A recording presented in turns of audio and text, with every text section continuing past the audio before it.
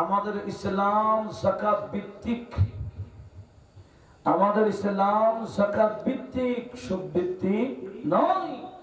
যাকাতের মাধ্যমে দরিদ্রতা মোচন করে, সুদের মাধ্যমে দরিদ্রতা বাড়াই দেয়। কথা বলুন ঠিক কিনা? যাকাত দেওয়া মানে একেবারে দিয়ে দেওয়া, সুদ মানে যা দিবে তার থেকে বেশি দিবে। নীতি নীতি অনেক সময় ভিটা সহ নিয়ে ফেলে, ভিটা বাড়িও থাকে না। কথা বলুন ঠিক কিনা? তাহলে মুসলমান আমরা এমন এক দেশে বসবাস করছি, সুদ না দিলে কেস হয়, ঋণ খেলাফি বলে পুলিশ এসে যায়, কিন্তু বাৎসরিক যাকাত না দিলে খবর নাই। কথা বলুন ঠিক কিনা? কিন্তু আমার আল্লাহর কাছে আমার আল্লাহর বাহিনী আছে কিনা, হিসাব বরাবর চলছে। কারা কতটুকু হিসাবে যাকাত দিচ্ছে বা কেউ দিচ্ছে না। যদি যাকাতটা ফরজটা না দেয়, আমার নবীজি বলছেন, কোরআনে পাকেও কি বলেছেন, ইন্নাল্লাযীনা ইয়াকনিজুনা আয-যাহাবা ওয়াল ফিদ্দা ওয়ালা ইউনফিকুনাহা ফি সাবিলিল্লাহ ফাবাশশিরহুম বিআযাবিন আলীম। লক্ষ্য করুন, আমি দুটোটা তুলে ধরবো। সদকা, সদকা শুধু একটা না, দুই সদকা ইনশাআল্লাহ আমি উপস্থাপন করব। আমাকে যখন জিম্মাদারি দিয়েছেন, আমি চেষ্টা চালাবো জিম্মাদারি আদায় করার, আর আপনাদের চেষ্টা চালাইতে হবে যা শুনেছেন সেটা আমল করার। কথা বলুন ঠিক কিনা? আল্লাহ সবাইকে আমল করার তৌফিক দান করুন। এই যে সদকা ওয়াজিবের ব্যাপারে আমার আল্লাহ বলছেন, ইন্নাল্লাযীনা ইয়াকনিজুনা আয-যাহাবা ওয়াল ফিদ্দা ওয়ালা ইউনফিকুনাহা ফি সাবিলিল্লাহ।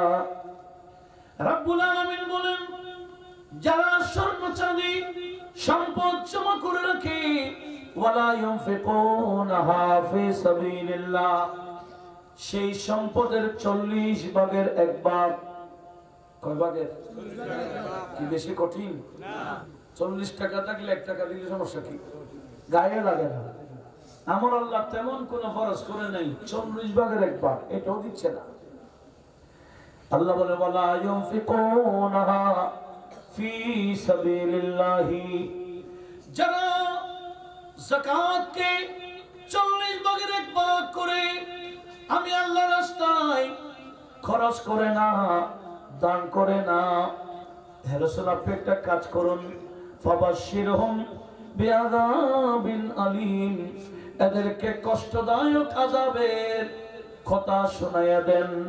উচ্চ আওয়াজে বলুন নাউযুবিল্লাহ। কি আযাব? কষ্টদায়ক আযাব, বিআযাবিন আলীম। ফাবাশশিরহুম বিআযাবিন আলীম মানে বেশি কষ্ট, আলম মানে ব্যথা। একটা ভালো করে শুনুন, একটা হচ্ছে আলম আইন দিয়া, আর একটা হামজা দিয়ে আলম। উচ্চারণে সামান্য বেশ কম হলে অর্থ কত পার্থক্য দেখেন। আলম মানে পতাকা, যেটা আপনারা ওড়ান, ব্রাজিল আর্জেন্টিনা ওড়ান না, ওড়ান ব্রাজিল পতাকা। এই পতাকা খরচ যে দিচ্ছেন, এটার হিসাব কি আল্লাহর দরবারে দিতে হবে না? অবশ্যই। কি দিবে না খোদা? ব্রাজিলকে গোল 2টা দিছে, বেশি খুশি হয়েছে, পতাকা আরো 14টা উড়াই দেন। তবে মনে রাখবেন, হিসাব দিতে হবে। পতাকা উড়াইলে আল্লাহ বলেন, আমার বন্ধুর পতাকা উড়াও, এই পতাকা আমিও উড়াই। আল্লাহ রসুলের পতাকা, শানের পতাকা কে উড়ায়? আল্লাহ। আমার আল্লাহ হাজরত বলে, জমিনওয়ালা তোমরা কি বুঝবা নবীজি শানের পতাকা? আমার আল্লাহ তো আরশে আযম ওড়াচ্ছেন নবীজির পতাকা। সুবহানাল্লাহ। ফরশে বালে তেরি शौकत का उलू क्या जाने, खुशरोवा अर्श पे, खुशरोवा अर्श पे उड़ता है परीरा तेरा, खुशरोवा अर्श पे उड़ता है फरीरा तेरा वह काया जूद करम। একটু জোরে বলুন না সুবহানাল্লাহ। পতাকা উড়াইলে কাটটা উড়াইবেন, এয়া মাতে না তাক করতেছেন? হ্যাঁ, এই ওয়াজও করার দরকার নাই আছে। প্রত্যেকটা পয়সার হিসাব দিতে হবে। তাও কোথায়? সূর্যের নিচে দাঁড়িয়ে। কোন সূর্য? এখন তো সূর্য তাপ দেয়, বিজ্ঞান বলে 9 কোটি 30 লক্ষ বর্গ মাইল দূর থেকে 5 মিনিট দাঁড়াতে পারি না, কিন্তু কিয়ামতের ময়দানে বান্দা এবং সূর্যের মধ্যখানে দূরত্ব হলো বেশিতে 2 মাইল। বেশিতে কয় মাইল? 2 মাইল। আর এখন তুলনা আছে 9 কোটি বলে 30 লক্ষ বর্গ মাইল। এত দূর থেকে তাপ দেয়, আমাদের মাথা ঘোরায় যায়, 5 মিনিট দাঁড়াতে পারি না। আর 2 মাইল দূর থেকে তাপ দিলে অবস্থা কি হবে? নবীজি বলেন লা তাসালু কদমা আবদিন হাত্তা ইউসাল আন খামসিন। উম্মত কোন বান্দার পা নড়াইতে পারবে না, সূর্যের নিচে দাঁড়িয়ে দাঁড়িয়ে হিসাব দিতে হবে। যতক্ষণ না 5টি প্রশ্নের উত্তর দেবে না, ততক্ষণ সূর্যের নিচে থেকে চলে যাওয়ার সুযোগ থাকবে না। চলে বলুন কয়টা প্রশ্ন? আপনাদের বিরক্ত লাগে? আমাকে বিষয় যখন দিচ্ছেন, বিষয়টা ক্লিয়ার করার দরকার আছে কিনা? সুন্দর না চাইলে আমাকে বলতেই হবে। আপনারা কি বিরক্ত বোধ করবেন? কয়টা বিষয়? কদম নড়াইতে পারবে না, 5টা উত্তর দিতেই হবে। তার মধ্যে 1 নম্বর আন উমরিহি ফিমা আফনাহু। আল্লাহ একটা হায়াতের বাজেট দিয়েছেন, 40, 50, 60 বছর, 70 বছর, কেউ 80, 90 বছর, কেউ সেঞ্চুরি পার করে ফেললো। হায়াত যে কিভাবে কাটিয়েছেন, এই হায়াতের হিসাব আমার আল্লাহর দরবারে দিতে হবে। জোরে বলুন সুবহানাল্লাহ। রাত কিভাবে কাটান, দিন কিভাবে কাটান, ঘন্টা কিভাবে কাটান, এটার হিসাব দিতে হবে 1 নাম্বার। 2 নম্বর আনসাবাবিহি ফিমা আবলাহু। আল্লাহ একটা যৌবন কাল দিয়েছেন। কি কাল? যে যৌবন কালে উঁচু নিচু, ওনার না উঁচু নিচু 100 মান দেখে গাড়ির মধ্যে পিকআপ কতগুলো বার করে এরকম সাউন্ড সিস্টেম লাগায় আর নাচ ডিজে মারে রুড়ে। মানুষ কত ভয়ে আল্লাহ রাসূলের নাম নিয়ে গাড়িতে উঠে, কত ভয় লাগে কোত্থেকে কি আবার বিপদ এসে যায়। কিন্তু এই যুবকরা সে গাড়িতে উঠে নাচে। কথা বলেন ঠিক কিনা? আপনারা দেখেন না মনে হয়? আমি কি মিথ্যা বলছি? তো একটু সাপোর্ট দেন না। হ্যাঁ, বাস্তব না বাস্তব? নাচে কোথায়?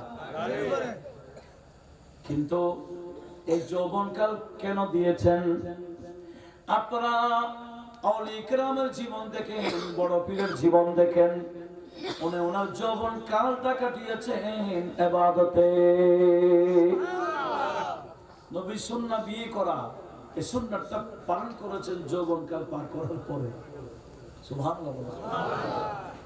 গরিব নামাজের জীবন দেখেন, গৌসে মেজবান্ডারের জীবন দেখেন, এভাবে শাহী সিরকুটের জীবন দেখেন, আল্লাহর বড় বড় ওলিদের জীবন দেখেন। এনারা বহু বছর পরে বিয়ে করেছেন, এই যৌবনকালে ইবাদতে কাটিয়েছেন। কেন? আমার নবীজি বলেছেন ইন্নাল্লাহা ইউবাহি বিল আবিদি শাবাব। আমার আল্লাহ ওই আবেদে শাবাব, ওই যুবক যিনি আবেদ, ওয়াশাবাবিল আবেদ বলা হয়েছে। যুবক এমন যুবক যে ইবাদত করে রাত দিন কাটায়, এরকম যুবককে নিয়ে নাকি আমার আল্লাহ অহংকার করে ফেরেশতাদের দেখায়। জোরে বলুন সুবহানাল্লাহ। ইউবাহি, আল্লাহ অহংকার করে কার সাথে? আল মালায়েকা, ফেরেশতাদের সাথে। বলে ফেরেশতা দেখো দেখো আমার এই বান্দা যুবক, সে চাইলে নাচতে পারে, সে চাইলে প্যাকেজ করতে পারে, সে চাইলে নাটক করতে পারে, সে চাইলে ডিজের মধ্যে নাচতে পারে, বেহায়াপনা লিপ্ত হতে পারে, কিন্তু তারাকা শাহাওয়াতাহু, তার সেই শাহাওয়াতটা সে ছেড়ে দিয়েছে লিআজলি, আমি আল্লাহর কারণে। এই ফেরেশতারা তোমরা সাক্ষী থাকো, ইন্নী উহিব্বুহু, আমি যুবককে ভালোবাসি। সুবহানাল্লাহ। আমরা কি চাই না যুবকরা আল্লাহ আমাদেরকে ভালোবাসুক? একটু জোরে বলেন না। আল্লাহ ভালোবাসলে কি করতে হবে? রাত জেগে খেলা দেখতে হবে, ঠিক না? যখন বন্দরে উঠে তাহাজ্জুদ পড়ে, আর এখন বন্দরা নাচে, হ্যাঁ ঘুমাই যেতে পারে, নিজে ঘুমায় না, চিল্লানোর কারণে আর জন ঘুম যাইতে পারে না। গুল যখন হয় আরে চিল্লানি, কথা বলুন ঠিক কিনা? খারাপ লাগতেছে? আমার দায়িত্ব বলা, আমল করে না করে এটা আপনাদের জিম্মা। আল্লাহ সবাইকে একটু বোঝার তৌফিক দান করুন। আর একটু জোরে বলেন না আমিন। তাহলে একটা যৌবনকাল আছে কিনা? এই যৌবনকাল আমার আল্লাহ দিয়েছেন কেন? পরীক্ষার জন্য।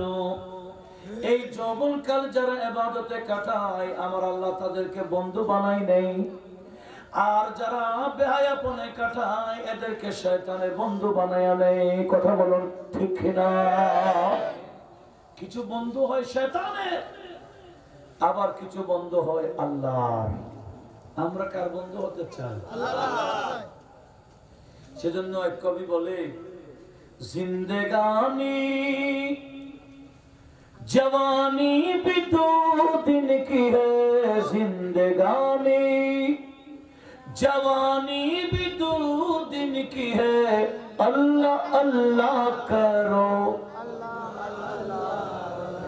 अल्लाह अल्लाह करो, अल्लाह अल्लाह करो दुनिया वालों, ये दुनिया तो दो दिन की है, दुनिया वालों ये दुनिया तो दो दिन की है, अल्लाह अल्लाह करो, जिंदगानी जवानी भी दो दिन की है, जिंदगानी जवानी भी दो दिन की है, अल्लाह अल्लाह करो। जवानी दो दिन शेष। মুরব্বীদের জিজ্ঞেস করেন ওনারা যুবক ছিলেন কিনা, এখন আছে? চলে যাবে। আল্লাহ আমাদের সবাইকে এই যৌবন কালকে গুরুত্ব দেওয়ার তৌফিক দিক, আমিন বলি। কয় নম্বর গেছে? 2 নম্বর। কয়টা প্রশ্ন? 5টা। 3 নম্বর, ওয়ান মালিহি মিন আইনা ইকতাসাবাহু, এই যে সম্পদ অর্জন করেছেন কিভাবে করেছেন, কোত্থেকে করেছেন, আপনার পকেটে কিভাবে আসলো, আপনার অ্যাকাউন্টে কিভাবে ঢুকলো, এটা আল্লাহর দরবারে হিসাব দিতে হবে। জোরে বলুন সুবহানাল্লাহ। এখন তো দুদকের ভয়ে অনেকে অ্যাকাউন্টে রাখে না, টাকা থাকে না, আলমারি বরবর করে ফেলে। অনেকে টাকাকে বালিশ বানা গেলে মাথায় রাখে দেয়, বালিশ বানাই শুয়ে থাকে, এরপরও কোথায় ঢুকায় না? ব্যাংকে। কারণ কূপ থেকে আনছে, হিসাব দিতে হবে। এই হিসাবের ভয়ে। আর ভাই আমাদের বাংলাদেশে দুধের বলে নেই, দুধেকেও অনলাইন আছে, সেখানে বিকাশ নম্বর আছে, নম্বরে কিছু ঢুকাই দিলে আপনারটা ব্যালেন্সটাও লাইন করে দিবে। কথা বলো ঠিক কিনা? কিন্তু আল্লাহর দরবারে কি এরকম কোন সিস্টেম আছে? না। কোত্থেকে অর্জন করেছেন, কি হালাল পন্থায় না হারাম পন্থায়, সম্পদ কিভাবে অর্জন করেছেন, এটার হিসাব আমার আল্লাহর দরবারে দিতেই হবে। জোরে বলুন। কয়টা গেল? 3টা। 4র্থ নম্বর হলো ওয়াফিমা আনফাকাহু, সম্পদ এটা কোথায় কোথায় খরচ করেছেন, কি পথে খরচ করেছেন, ব্যয় করেছেন কোন পথে, এটার হিসাবও আল্লাহর দরবারে দিতে হবে। জোরে বলুন সুবহানাল্লাহ। আপনি বলতে পারবেন না যে এটা আমার টাকা, আমি যেমন ইচ্ছে তেমন খরচ করব, এই ক্ষমতা আপনার নাই। আল্লাহ বলে দিছি আমি, হিসাব নিব আমি। ঠিক কিনা? সম্পদ কার? আল্লাহ। হাদিসে কুদসিতে আছে, আমার আল্লাহ বন্ধু নবীকে বলছে, বন্ধু আপনার উম্মতরা কি বলে জানেন? হাদা মালি, হাদা মালি, এটা আমার মাল। বিয়াই দেখেন দেখেন আমার মার্কেট, এটা এগুলো সব আমার জমি। কাকে দেখায়? বিয়াইকে দেখায়। মাল দেখায়, এটা মাল আমার, এটা আমার, এটা আমার, এটা বিল্ডিং আমার, এটা টাওয়ার আমার, এই প্লটটা আমার, এই মার্কেট আমার, এই জমিন আমার, এভাবে আমার আমার বলে দেখায়। আমার আল্লাহ বলেন, ইয়া রাসূলুল্লাহ আপনার উম্মত এটা আমার মাল মাল বলে করে করে দেখায়, কিন্তু তারা জানে না এগুলা একটাও তাদের মাল না। বিল্ডিং তার না, মার্কেট তার না, জমিন তার না, প্লট তার নয়, এই যা যা আছে এগুলো তার নয়। তার কি? বলে তার শুধু তিনটা জিনিস। কয়টা? তিনটা। আল্লাহ বলে বান্দার মাল হিসেবে পাবে বান্দা তিনটা। একটা হলো মা আকালাহ, বান্দা মাল যেগুলা খাইছে এগুলা তার। ওয়া মা লাবিসাহু, বান্দা যা পরিধান করেছে কাপড় এগুলা বান্দার। আর তিন নম্বর হলো মা আনফাকা ফি সাবিলি, বান্দা আমার রাস্তায় যেগুলা খরচ করেছে এগুলাই বান্দার মাল।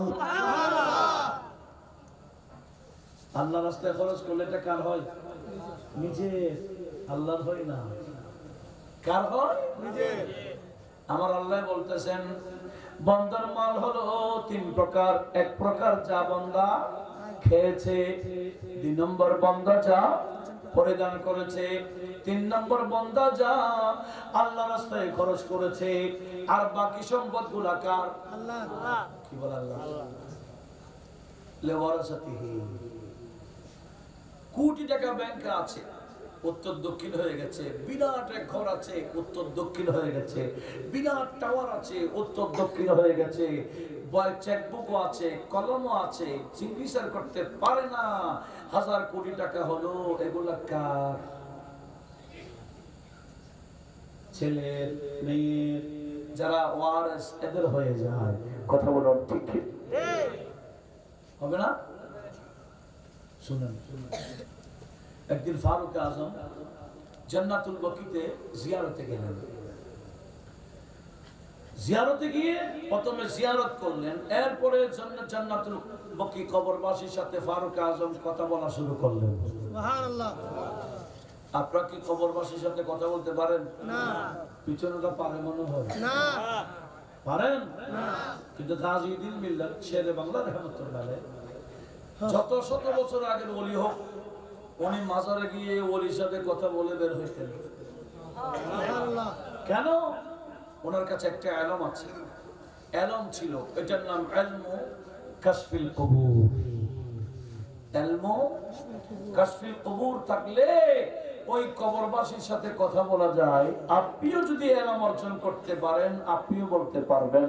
একটু জোরে বলুন না সুবহানাল্লাহ। খবর এটা যত শত বছর হোক, যত হাজার বছর আগের হোক, আপনি কবরওয়ালার সাথে কথা বলতে পারবেন যদি ইলমু কাশফিল কুবুর আপনি অর্জন করেন। শেরে বাংলা রহমাতুল্লাহ আলাইহি সেটা অর্জন করেছেন বিদায় কথাও বলতেন। কথা বলুন ঠিক কিনা? শেরে বাংলা যদি পারে, হযরত ফারুক আজম কম পারবে না বেশি পারবে? বেশি পারবে। বেশি পারবে না? বেশি পারবে। শুনেন, ফারুক আজম কবর জিয়ারত করে ওই কবরবাসীদের সাথে কথা বললেন। বললেন, জান্নাতুল বকির কবরবাসী, আমি ওমর তোমাদেরকে এখন বর্তমানে জমিনের উপরে তোমার যা যা খবর, তোমাদের খবরগুলো আমি দেব, আর জমিনের ভিতরের খবরগুলো তোমরা দিবা। জোরে বলুন সুবহানাল্লাহ। খবর দুটোটা তোমাদের, খবর দুটোটা উপরগুলো আমি দিব, ভিতরগুলো তোমরা দাও। ঠিক আছে। তখন ফারুক আজম বললেন, এ কবরবাসী, ইন্না আসওয়াজাকুম কদ তাযাওয়াজনা, এই কবরবাসী তোমরা মারা যাওয়ার পরে 4 মাস 10 দিন পার হয়ে যাওয়ার পরে তোমাদের স্ত্রী নাই, এগুলা অন্য জনের স্ত্রী হয়ে গেছে। কার স্ত্রী? আরেকজনের স্ত্রী হয়ে গেছে। তোমাদের বউ তোমাদের নাই, এগুলো আরেকজনের বউ হয়ে গেছে। এরকম হয় কিনা? এরকম হয় কিনা? কিন্তু একজন জাত আছে শুধু, যার ইন্তেকালের পরেও ওনার স্ত্রীকে আর কেউ বিয়ে করতে পারে না। ইনি হচ্ছেন আমাদের নবী, আমাদের নবী। সেই ব্যাপারে কোরআন শরীফের আয়াত আমি আপনাদেরকে শোনাচ্ছি, দরকার আছে কিনা? অনেকে নবীকে আমাদের মতো মনে করি, ঠিক না? আমরা মারা গেলে 4 মাস 10 দিন হয়ে গেলে আমাদের স্ত্রীগণ অন্যজন বিয়ে করতে পারবে, আপনার স্ত্রী আরেকজন বিয়ে করতে পারবে, কিন্তু নবীর স্ত্রী আর কেউ বিয়ে করার অনুমতি নাই।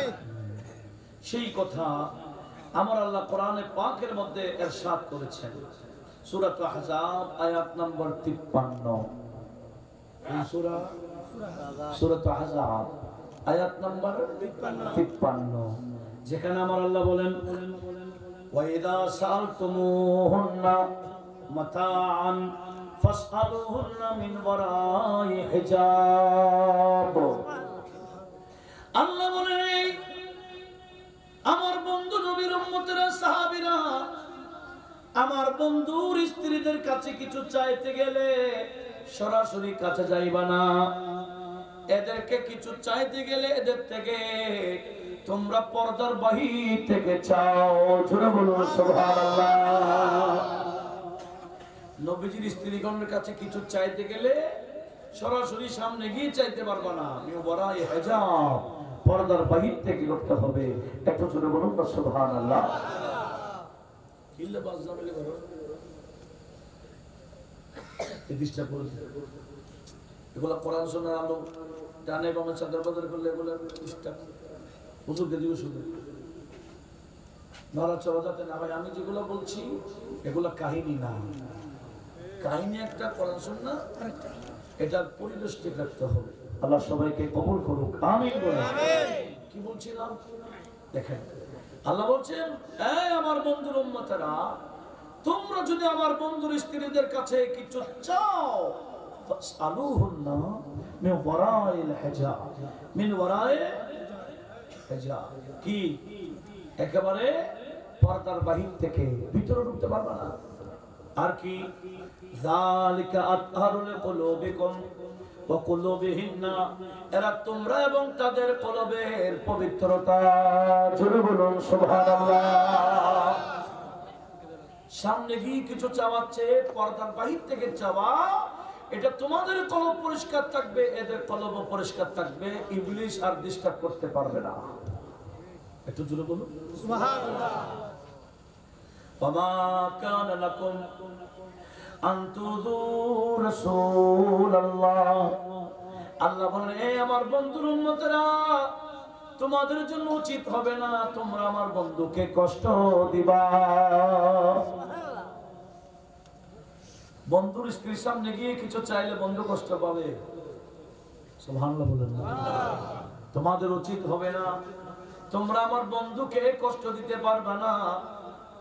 ওয়ালা আনতুনকিহু আসওয়াজাহু মিন বাদিহি আবাদা, আমার বন্ধু ইন্তেকাল করলে বন্ধুর স্ত্রীগণকে কেউ বিয়ে করতে পারবে না। আনজারি করলেন কে? আল্লাহ। আর একটু জোরে বলেন আল্লাহ। আমরা মারা গেলে আমাদের স্ত্রীগণকে 4 মাস 10 দিন পরে বিয়ে করতে পারবে বলে আইন জারি করলেন কে? আল্লাহ। আমাদের ব্যাপারে একটা, বন্ধুর ব্যাপারে আরেকটা। সে বন্ধু আল্লাহর বন্ধু দেখে আমাদের মতো কখনো না। আমি সেটাই বলছিলাম। ফারুক আজম কি বললেন, ইন্না আজওয়াজাকুম কদ তাযাওয়াজনা, এ কবরবাসী, তোমরা মারা যাওয়ার পরে, কবরে আসার পরে তোমাদের স্ত্রীগণ অন্যজনের স্ত্রী হয়ে গেছে। জোরে বলুন এগুলা এমন ভাবে শুনবেন যাতে অপরকে শোনাতে পারেন। আমি অধিকাংশ অমনোযোগী দেখতেছি, আমার এগুলো স্যান্ডিং ফ্যান মারতেছে, যত যত স্যান্ড হচ্ছে, স্যান্ড হয়ে গেলে আমার কলবে স্যান্ড হয়েছে, কলবে একটা আনন্দের ঢেউ মারবে, কারণ এগুলা রুহের খোরাক। কথা বলুন ঠিক? একটু মহব্বতে শুনুন কি বলছিল। ফারুক আজম কবরবাসীকে খবর দিলেন কি, এক নম্বর, এই কবরবাসী তোমরা তো কবরে চলে আসছো, তোমাদের বউ তোমাদের নাই, তোমাদের বউ আরেকজন হয়ে গেছে। এখন তো দেখা যায় কবরে যাওয়ার আগেও বউ আরেকজন হয়ে যায়, আছে কিনা? এটাকে কি বলে বলেন না, এটাকে কি বলে? পরকিয়া বলে না? বিদেশে গেছে স্বামী, এখন স্ত্রী আরেকজন হয়ে গেছে, এরকম অহরহ নাই? আপনাদের তত্ত্ব জানা নাই মানে? এই গত কালকে পরশুদিন ঘটনা, পরশুদিন একটা এখানে হয়েছে, স্ত্রী স্বামীকে মেরে ফেলছে, জানেন না মনে হয়? এটা কি, আমি কি অন্য থানার কথা বলছি? ফরিদশরী থানার কথা বলছি। পৌরসভা 4 নম্বরে ফরিদশরীতে স্ত্রী স্বামীকে মেরে ফেলেছে। আপনারা জানেন না মনে হয়? হ্যাঁ, এরকম বহু আছে আরেকজনের সাথে চলে যাওয়ার জন্য স্বামীকে মেরে ফেলে, বহু আছে। কথা বলুন ঠিক না? এরা কিয়ামতের ময়দানে আল্লাহকে কি উত্তর দিবে? এগুলো জাহান্নামী স্ত্রী। কথা বলুন ঠিক না? আসলে আমি কি বলতে চেয়েছিলাম, ফারুক আজম বললেন এ কবরবাসী তোমাদের বউ আরেকজনের হয়ে গেল। এক নম্বর খবর দিলাম। দ্বিতীয় নম্বর, ওয়া আমওয়ালাকুম কাদ তাফাররাকাত, সম্পদ তোমাদের নামে ছিল, জমিন তোমাদের নামে, মার্কেট তোমাদের নামে, বিল্ডিং তোমাদের নামে, যা যা সম্পত্তি ছিল সব তোমার নামে। তুমি কবর আসার পরে তোমার নামে সম্পদ নাই, তোমার যত ওয়ারিস সবার নামে নামে হয়ে গেছে। আমাদেরও হবে কিনা? মারা গেলে সম্পদ আমাদের থাকবে না, কার হয়ে যায়? ওয়ারিসের হয়ে যায়। ফারুক আজম সে কথা বললেন, ইন্না কি বলেছেন, ওয়া আমওয়ালাকুম কাদ তাফাররাকাত, তোমাদের সম্পত্তি ভিন্ন ভিন্ন নামে হয়ে গেছে। একটু বড় আওয়াজে বলুন না সুবহানাল্লাহ। কয়টা গেছে? হ্যাঁ, কয়টা গেছে খবর? দুইটা। একটা বউ তোমাদের নাই, সম্পদ তোমাদের নাই। আগে ছিল তোমার নামে, এখন নাম সব আলাদা গেছে। কথা বলো ঠিক না? আমাদের হবে না? এরকমই হবে। 3 নম্বর হলো, ওয়াদিয়ারাকুম কাদ সাকুনাত, ঘর বানাইলা তোমরা, কিন্তু কোটি কোটি টাকা খরচ করে ঘর বানাইলা, তোমরা মারা যাওয়ার পরে ওই ঘরের বসত বাড়ি হয়েছে এই আরেকজনের। ঘর বানাইলা তুমি, থাকে আরেকজন। আমাদের হবে কিনা বলেন? আমরা তো বিল্ডিং করার জন্য প্রস্তুতি নিচ্ছে বর্তমানে, কাটছে কে কত বড় বিল্ডিং বানাতে পারে। আর কিছু বন্ধু আছে আখিরাতের বিল্ডিং রেডি করতেছে, আছে কি না? আজকে যার মেহমানে আলা, ওনার ঘর দেখিয়েন, আর উনি বলে আমি ঘর সুন্দর করবো আল্লাহ টাকার জন্য ভিক্ষা, যাতে আখিরাতে আমার ঘর আল্লাহ সুন্দর করে দেয়। খবরে বিল্ডিং আছে কিনা? বুখারী শরীফের হাদিস, আমি অনেক লম্বা বলবো না, কবরের বিল্ডিং আছে।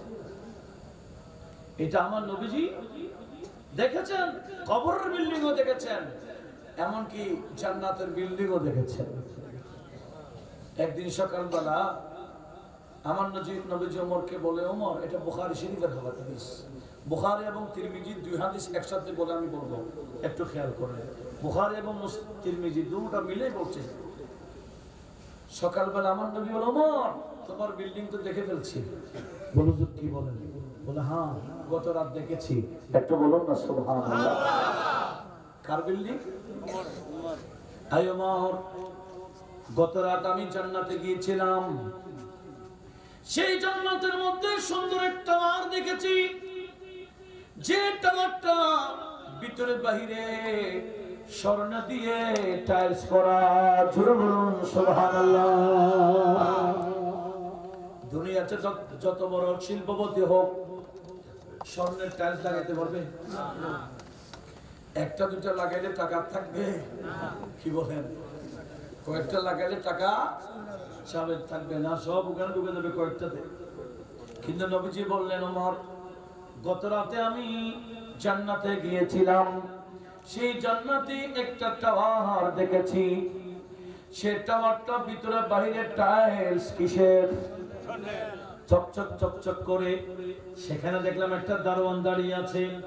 আমি গিয়ে সালাম দিয়ে বলছি, লিমান হাদাল কাসারু, এই দারোয়ান এই বিল্ডিং এর টাওয়ারটা কার?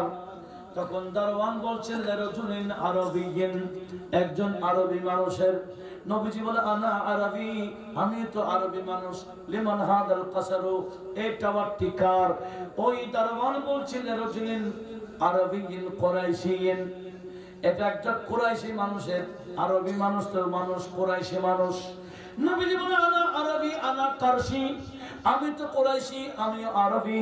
লিমান হাদাল কাসার, এই টাওয়ারটি কার?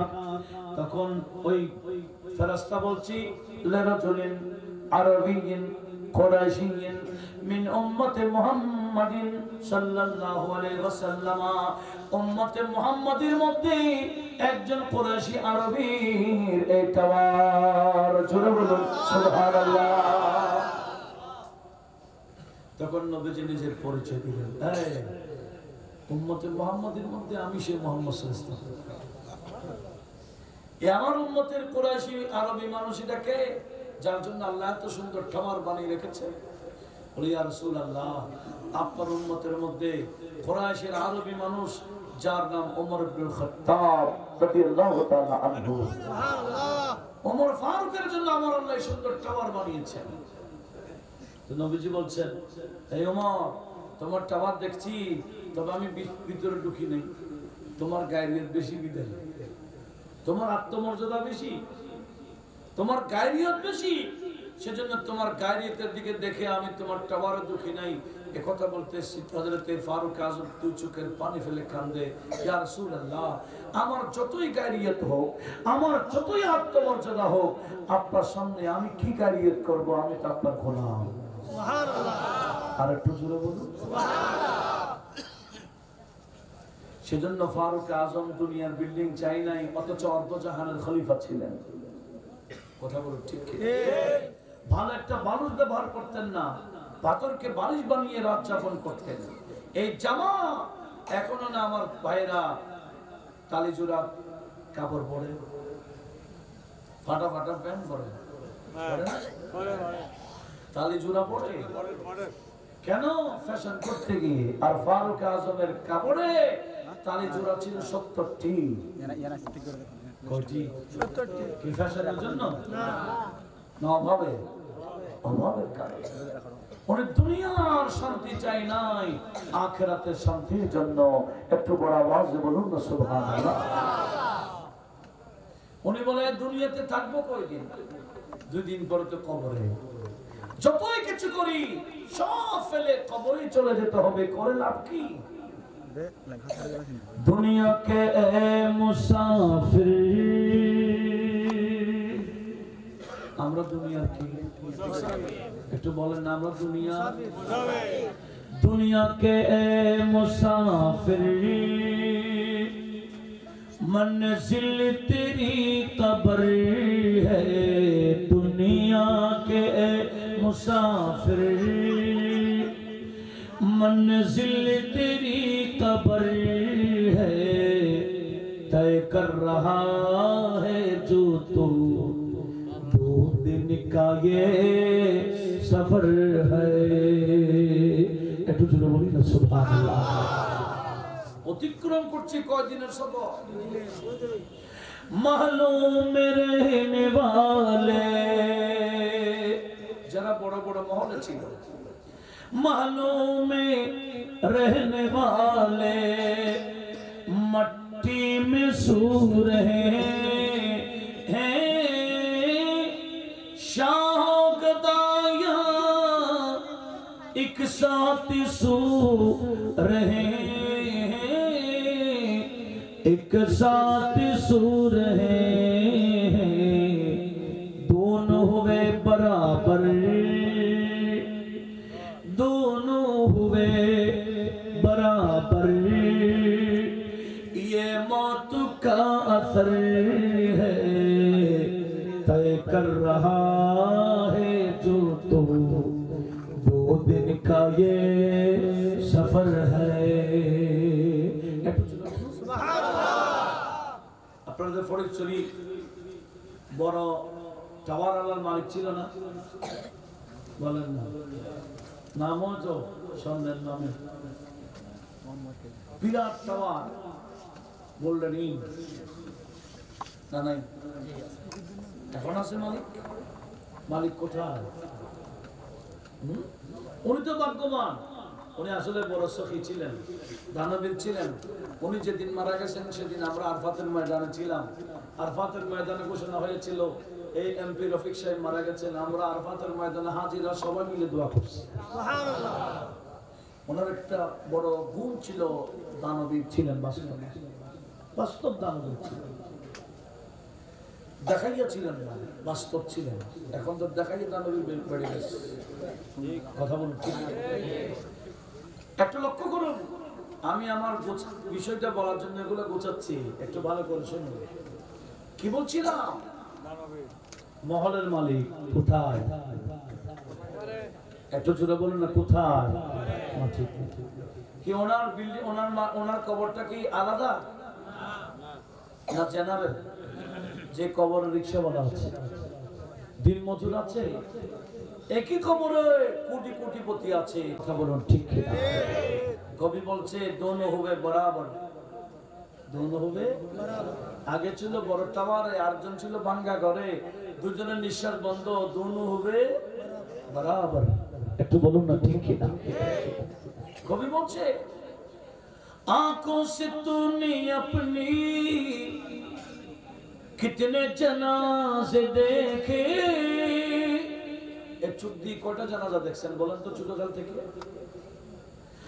आंखों से तूने अपनी कितने जनाजे देखे, हाथों से तूने अपनी दफनाई कितने मुर्दे, दफनाई कितने मुर्दे, अंजाम से तूने अपनी क्यों इतना बेखबर है, तय कर रहा है जो तो 2 दिन का ये सफर है। सलातुनिया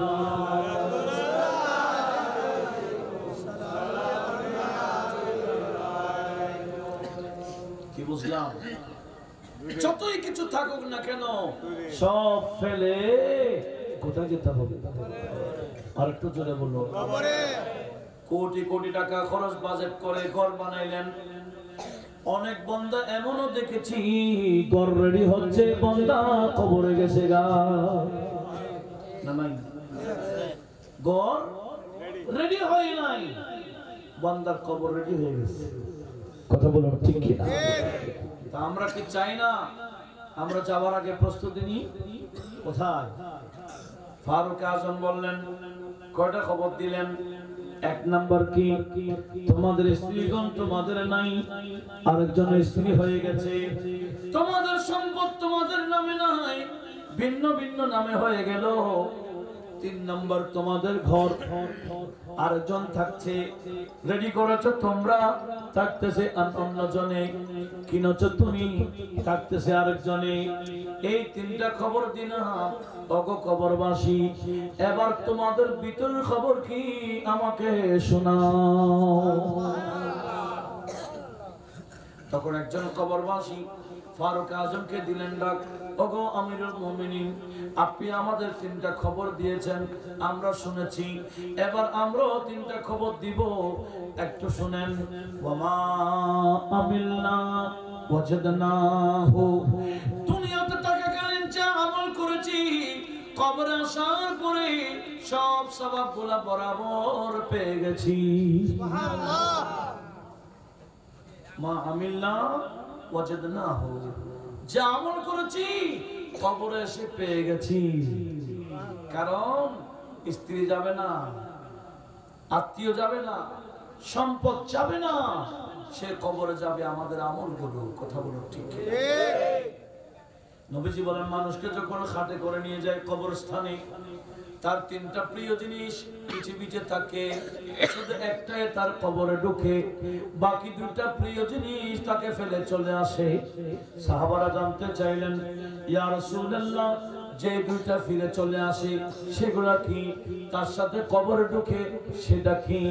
নবীজি বলেন, শোনো, মানুষকে যখন খাটে করে কবরের দিকে নিয়ে যায়, তখন তার পিছে তিনটার মধ্যে এক নম্বর আহলুহু, তার আত্মীয় থাকে, পরিবার থাকে, ও আমওয়ালুহু, তার সম্পদ থাকে, ও আমালুহু, তার আমলও থাকে।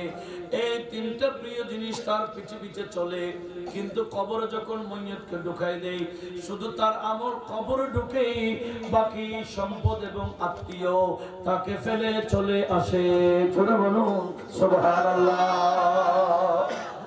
বলেন, আমরা দুনিয়াতে গুরুত্ব কাকে বেশি দিই? ঢুকে যেটা আমাদের কবরে ঢুকবে এটাকে, নাকি ফেলে চলে আসবে এটাকে?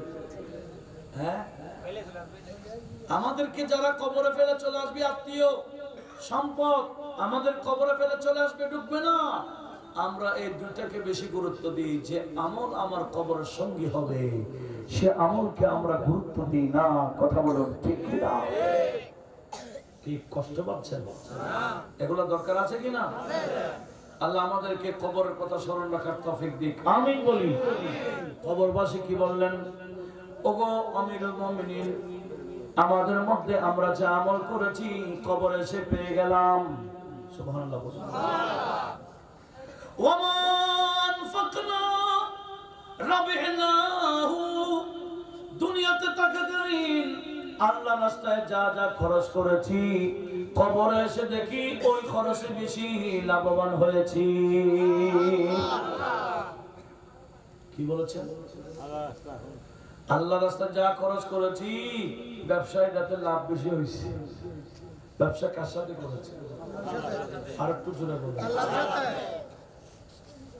আপনারা মনে করেছেন ব্যবসা শুধু পার্টির সাথে হবে, কিন্তু আল্লাহ বলেন, ইয়া আইয়ুহাল্লাযীনা আমানু হাল আদুল্লুকুম আলা তিজারাহ তুনজিকুম মিন আযাবিন আলীম। একটু বলুন না সুবহানাল্লাহ। আপনাদের বিরক্ত লাগছে মনে হয়? আমাকে বিষয় কেন দিলেন? এগুলো হুঁশের ওয়াজ, হুঁশের। আমরা তো এখন জোশী ওয়াজ শুনতে শুনতে হুঁশের ওয়াজ শুনতে রাজি না। একটু লক্ষ্য করুন, আল্লাহ কি বলছেন? ইয়া আইয়ুহাল্লাযীনা আমানু, এ যারা ঈমান এনেছো, হাল আদুল্লুকুম আলা তিজারা, আমি আল্লাহ তোমাদেরকে এমন ব্যবসার কথা কি বলবো না? তুনজিকুম মিন আযাবিন আলীম, যে ব্যবসা করলে তোমরা কষ্টদায়ক আযাব থেকে বেঁচে যাবে। জোরে বলুন সুবহানাল্লাহ। যে ব্যবসা করলে কষ্টদায়ক আযাব থেকে বাঁচা যায়, আমি কি সেই ব্যবসার কথা বলবো না? এটা বলে আল্লাহ বলছেন কি, তুমিনুনা বিল্লাহি ওয়া রাসূলিহি ওয়া তুজাহিদুনা ফি সাবিলিল্লাহি বিআমওয়ালিকুম ওয়া আনফুসিকুম যালিকুম খায়রুল লাকুম ইন কুনতুম তা'লামুন। একটু জোরে বলুন না সুবহানাল্লাহ। আল্লাহ বলে, এমন ব্যবসা আমি শিখিয়ে দিচ্ছি, ওই ব্যবসা করার জন্য এক নম্বর ঈমান লাগবে। কি লাগবে? ঈমান ছাড়া ব্যবসাটা করলে লাভ হবে না। এক নম্বর ব্যবসাটা করতে গেলে ঈমান লাগবে। এমনকি আমি আল্লাহর রাস্তায় তোমার জান মাল দিয়ে খরচ করতে হবে। এটাই হলো আমি আল্লাহর সাথে ব্যবসা। এই ব্যবসা যারা করতে পারি এরা ফারুক আজমকে বলতেছেন ওয়ামা আনফাকনা ফি সাবিলিল্লাহি ওয়ামা আনফাকনাহু ওয়ামা আনফাকনা, আমরা আল্লাহর রাস্তায় যা খরচ করেছিলাম রাবিহনাহু, কবরে এসে দেখি ওই ব্যবসাতে বেশি বেশি লাভবান হয়েছে। কেন? আল্লাহ রাস্তায় দান করলে আল্লাহ 1 টাকার লাভ 1 টাকা দেয় না? কত দেয়? হ্যাঁ, আমি একটা কোরআনে পাকের আয়াত শোনাচ্ছি। আল্লাহ বলেন মাসালুল লাযীনা ইউনফিকুনা আমওয়ালাহুম ফি সাবিলিল্লাহ, যারা আমার রাস্তায় খরচ করে দান করে এদের উদাহরণ দিচ্ছি আমি আল্লাহ। সুবহানাল্লাহ, উদাহরণ দিচ্ছে কি? কামাসালে হাব্বা, একটা বীজ বা দানের বীজ হোক, আম্বাতাত সাবা সানাবিল, একটা দানের বীজ থেকে 7টা শীষ বের হয়েছে। কয়টা? বীজ হলো কয়টা? বের হয়েছে কয়টা? 7টা।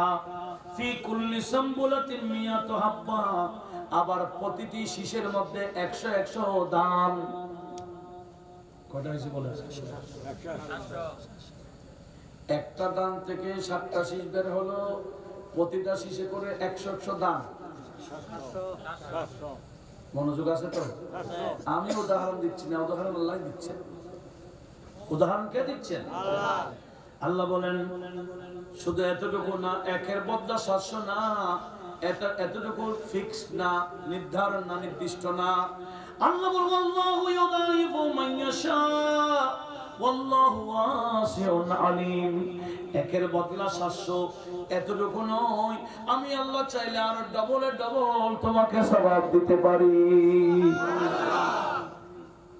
সেজন্য কবরবাসী ফারুক আজমকে বললেন আমরা যা আল্লাহ রাস্তায় দান করেছি এটার মধ্যে বেশি বেশি লাভবান হয়েছি। জোরে বলুন সুবহানাল্লাহ। আল্লাহ রাস্তায় দিলে পাওয়া যায় কার কাছে? আর একটু জোরে বলুন। সেই কথা আমার আল্লাহ কোরআন শরীফে বলেছেন। কি বলেছেন? সূরা মুজাম্মিল আছে, আল্লাহ বলে ওই ওয়াকরাদুল্লাহু কারদান হাসানা, তোমরা আল্লাহকে কর্জে হাসানা দাও। হ্যাঁ, আল্লাহকে কর্জে হাসানা মানে আল্লাহর রাস্তায় দান করো। দান করলে কি হবে? ওয়ামা তুনফিকু মিম্মা, না, এরপর আয়াত কি? ওয়ামা আনফাকতুম ওয়ামা তুনফিকু মিন খায়রিন, খায়র মানে সম্পদ। তোমরা যা সম্পদ খরচ করো তাজিদু আল্লাহর কাছে পেয়ে যাবা। একটু জোরে বলুন না সুবহানাল্লাহ। আবার আমার আল্লাহ বলেন ইন্নাল মুসাদ্দিকিনা ওয়াল মুসাদ্দিকাত, যারা সদকা করে আমার রাস্তায়, নারী হোক পুরুষ হোক, ওয়াকরাদুল্লাহ কারদান হাসানা, যারা এরা মূলত আমি আল্লাহকে কর্জে হাসানা দান করে। কর্জ দেওয়া মানে একেবারে দিয়ে দেওয়া নাকি? কথা বলেন, কর্জ দেওয়া মানে একেবারে দিয়ে দিব? আমাদের দেশে অনেক আছে কর্জ নিয়ে আর দেয় না, আছে কিনা? হাদিসে বাকে আছে যারা কর্জ নেই নিয়ত করে নিতে পারলেও হবো আর দিব না, তার থেকে নিতে পারলে হবে। আর আমার নবীজি বলেন তাকে আমার আল্লাহ দেওয়ার ক্ষমতাও দেয় না। আর যে বান্দা কর্জ নেই মনে মনে ভয় পায়, হারে কর্জ, হে আল্লাহ তুমি আমাকে তৌফিক দিও আমি বান্দার কর্জ যাতে পরিশোধ করতে পারি। পরিশোধ করার নিয়তে কর্জ নিলে আমার আল্লাহ নাকি কর্জ পরিশোধ করার ক্ষমতা দিয়ে দেয়। সেজন্য কর্জ নেওয়ার সময় নিয়ত করতে হবে। কি নিয়ত? আল্লাহ আমি যাতে কর্জ পরিশোধ করতে পারি, তখন আমার আল্লাহ কর্জ পরিশোধ করার ক্ষমতা দান করেন। একটু বলুন না সুবহানাল্লাহ। যে সমস্ত নারী পুরুষ আল্লাহর রাস্তায় দান করে মূলত আল্লাহর কুদরতি হাতে কর্জে হাসানা দেই, সুন্দর কর্জ দেই, তখন ইউদাইফ লাহুম আমার আল্লাহ এদেরকে ডবল করে অনেক ডবল করে সওয়াব দিয়ে কিয়ামতের ময়দানে বান্দার হাতে দিয়ে দেবেন। জোরে বলুন সুবহানাল্লাহ। কার রাস্তায় দিলে? আল্লাহর রাস্তায়। আল্লাহ রাস্তায় দিলে একের বদলা এক না, একের বদলা কমপক্ষে 10। কথা বলেন, একের বদলা কমপক্ষে কি? একদিন হযরত মাওলা আলী শের খোদা ফাতেমাতুজ জাহরাকে বলছেন, তখন ফাতেমাতুজ জাহরা অসুস্থ ছিলেন। কি ছিলেন? মানুষ অসুস্থ সময় ফ্রুট খাইতে চায়। তৎকালীন মানুষ ফ্রুট টানত রেয়াজদিন বাজার থেকে, এখন ভ্যান গাড়ি করে করে ফ্রুট বিক্রি করে। আপনার এলাকায় ফ্রুটস এসে গেছে না? ফ্রুটসের ভ্যান গাড়ি নাই, জায়গায় জায়গায় আছে। কিন্তু আজ থেকে 40 বছর আগে, 50 বছর আগের মুরব্বীদের থেকে জিজ্ঞেস করেন, একটা আনারের জন্য, এক আঙ্গুরের জন্য মানুষ মারা যাওয়ার আগে অনেক কিছু খাইতে চায়, তখন এদেরকে খাওয়ানোর জন্য অনেক দূর থেকে ফ্রুটস আনতে হইতো। কথা বলুন ঠিক? হযরতে ফাতেমাতুজ জাহরা অসুস্থ, মাওলা আলী শের খোদা যদি বা বেলায়েতের সম্রাট, কিন্তু গরিব ছিলেন। কিন্তু কি ছিলেন? গরিব। দিন মজুরি কাজ করতেন, আরেকজনের কাজ করে করে সংসার যোগাইতেন। একটু জোরে বলি না সুবহানাল্লাহ। আমি সব করতে গেছি, কি বলছিলাম? সংসার যোগাইতেন কি করে? একটু জোরে বলেন না। দিন মজুরি করে করে। আপনারা একটু মহব্বতে দর্শিল, আমি দেখতেছি আপনাদের কলব এগুলো ঢুকতেছে না, কেমন কেমন লাগে। একটু মহব্বতে দর্শিল পড়েন, আল্লাহুম্মা সাল্লি আলা সাইয়্যিদিনা মুহাম্মদ।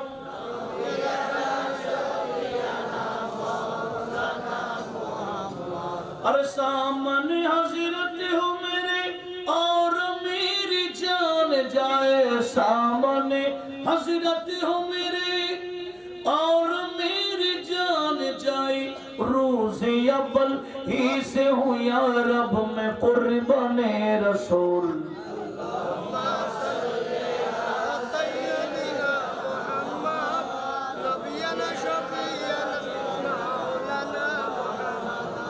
हर जान तुझ में आएगी, बेजान पढ़ना ते नबी, हक ताला खुद ही पढ़ता नात दर्शने रसूल। अल्लाहुम्मा सल्ली अला सय्यिदिना मुहम्मद नबियना शफीअना मौलाना। আমি আসলে বলি দেখি এনাদের গড ট্যাঙ্কিতে পারে গেছে। আপনাদের সমস্যা হচ্ছে না? এনারা 11টা নাচ দিছিল, এখন 11টা কিন্তু 5। আমি কিন্তু এখনো মাঝামাঝি আছি, সমুদ্রের কি এদিকে যাইতে পারি না, এদিকে। আপনারা কোন দিকে? হ্যাঁ, ইনশাআল্লাহ আমি পৌঁছাবো। আবার সবাই তো বস এদিকে লক্ষ্য রাখবেন। এখন শীতের 11টা মানে গরম করে একটা, কিন্তু ঠিক কিনা? লক্ষ্য করুন, আমি শেষ করে যাবো, কথাটা একটু গোছাইতে দিই। কি বলছিলাম? হযরত মা ফাতেমা কি অসুস্থ, এসে বলছে ফকির মানুষ, মাওলা আলী ফকির, হায় রে ফকির। সেজন্য তো হযরত ইমামে হযরত আল্লামা ডক্টর ইকবাল বলছেন, दारो सिकंदर से वो मर्द फकीरोला हो, जिसकी फकीरी में वो ये असादुल्लाही। একটু বলুন সুবহানাল্লাহ। আমাদের বাংলাদেশে ফকিরের অভাব নাই। এই ফকিরগুলোর থেকে দুর্গন্ধ বের হয়। বন্ড ফকির আসেনি নাই? কিন্তু বাস্তব ফকির কাকে বলে? বলে যার ভিতর থেকে মাওলা আলী শের খোদার বেলায়েতের খুশবু বের হয়। মাওলা আলী অথচ বেলায়েতের সম্রাট, ফকির মানুষ। স্ত্রী অসুস্থ, এসে বলছে ফাতেমা তুমি তো অসুস্থ দেখি, কিছু খাইতে ইচ্ছা হয়? বলে হ্যাঁ, একটা যদি আনার খাওয়াইতে পারতেন। কি খাওয়াইতেন? আনার। আমার স্ত্রী আনার খাবে, আমার তো একটা আনার কেনার পয়সা নেই। আচ্ছা যাক, একজনের কাছে গেলেন, ধার নিলেন একটা দিনার, ধার নিয়ে বড় থেকে একটা আনার কিনে বাজার থেকে আনতেছেন, খুশি খুশি স্ত্রীকে একটা আনার খাওয়াবেন। পথের মধ্যে দেখলেন এক ফকির উঠতে পারে না, দাঁড়াইতে পারে না, দুর্বল ফকির বসে আছে, কাঁদতেছে। তখন মওলা আলী শের খোদাকে সালাম দিয়ে বলল, গো আলী, আপনার হাতে তো একটা আনার দেখা যাচ্ছে, আমি অনেকদিন কিছু খাইতে পারি নাই, ফকির মানুষ, আনার কেনার পয়সা তো আমার নাই, যদি আপনার আনারটা আমাকে দিতেন আমি বেশি খুশি হইতাম। এই ফকির থেকে আরেক ফকির চাই, ইনি নিজে ফকির, ধার করে আনার একটা নিছেন, এই ফকির যখন খুঁজছেন দিয়ে দিলেন। দিলেন তো দিলেন, অন্তর মলিন হয়ে গেল, হে রে, আমার স্ত্রীর জন্য আমি কিনিলাম, আনারটা নিলাম, এখন স্ত্রীকে কি বলবো? চেহারা মলিন করে ঘরের সামনে এসে দরজায় আঘাত করলেন। হে রে, আমার স্ত্রী একটা আনার খেতে চাইলেন, আনার তো কিনেছি, খাওয়াইতে পারতেছি না, কি করব? অনেক মঞ্চটা করে দাঁড়িয়ে আছেন ফাতেমাতুজ জাহরা, দৌড়ে এসে দরজা খুললেন। মওলা আলীর চেহারা দেখে মা ফাতেমাতুজ জাহরার চেহারাতে মুস্কি হাসি দিলেন, বলেন, আমার স্বামী, আপনি চেহারা মলিন করেন কেন? আমার জন্য আনার আনেন নাই সেজন্য? না না না না, আমার যে ইচ্ছা ছিল আনার খাবার, এটা চলে গেছে। আমার যে অসুস্থতা ছিল, আমি এখন সুস্থতা বোধ করছি। তবে আমার স্বামী, আসুন, আপনার চেহারা মলিন করার দরকার নেই, আপনি আসুন, বসুন, আপনি টেনশন করার কোনো প্রয়োজন নাই। জোরে বলুন সুবহানাল্লাহ। যেমন স্বামী, এদিকে দুজন বসতে দেন নাই, হঠাৎ করে কে যেন ঘরের বাহিরে দরজা করাঘাত করছে। মাওলা আলী গিয়ে দরজা খুললেন, দেখতেছেন আমার নবীজির জলিলুল কদর সাহাবী, যার সুরত নিয়ে হযরত জিবরিল প্রায় সময় আসতেন, বেশি সুন্দর ছিলেন। হযরত দাহিয়াতুল কালবি একটা প্লেট নিয়ে উপরে কাপড় দিয়ে এসে পৌঁছে গেলেন, দাঁড়িয়ে সালামি পেশ করলেন, আসসালামু আলাইকা ইয়া আহলা বাইত রাসূলিল্লাহ। একটু জোরে বলুন সুবহানাল্লাহ। এগুলা কি? তখন মওলা আলীকে বলছেন, ওগো আলী, এগুলো তো নবীজি পাঠিয়েছেন, নবীজি পাঠিয়েছেন। হযরত মওলা আলী শের খোদা কাপড় উত্তোলন করলেন, দেখলেন সব আনার। সুবহানাল্লাহ। সব কি? আনার। খুশি হয়ে গেলেন, হ্যাঁ রে, আনার তো অনেক দেখি। উনি বললেন 1 2 3 4 5 6 7 8 9, 9টা দেখলেন। আয় দাহিয়া, আপনি ভুল আসছেন মনে হয়। বলে, কেন? বললাম, নবীজি আমার কাছে পাঠান না, অন্য কারো কাছে দিয়েছেন মনে হয়। বলে, কেন? বলে, আমার কাছে পাঠালে কেন 10টা টাকার কথা। সুবহানাল্লাহ, সুবহানাল্লাহ। কারণ আমার আল্লাহ বলেছেন, মান জা বিল হাসানা ফালাহু আশরু আমসালিহা। আমি তো দান করেছিলাম একটি আনার, একের বদলে তো 10-এর কথা ছিল, এখানে 9টা কেন? এটা বলতে হযরত দাহিয়াতুল কলবি হেসে মুস্কে হেসে পকেট থেকে আরেকটা বের করলেন। সুবহানাল্লাহ। আলী নবী তো দিতে 10টা দিয়েছেন, আমি পরীক্ষার জন্য আপনার একটা আনার গোপন করেছি, আপনার ঈমান যথাযথ ঠিকই আছে, নবীজি দিতে 10টা দিয়েছেন, আপনি নাকি একটা আল্লাহর রাস্তায় দান করেছেন, এগুলা নবী দেন নাই, নবীকে আমার আল্লাহ দিয়েছেন, এগুলা নাকি জান্নাতি আনার। নারে তাকবীর, নারে রিসালাত, নারে গাউসিয়া, আলে সুন্নাত ওয়াল জামাত। তো একটা দিলে কয়টা আসে? 10টা আসে। কমে তো বেশির কোনো হিসাব নাই। কার রাস্তা কি? আল্লাহর রাস্তায়।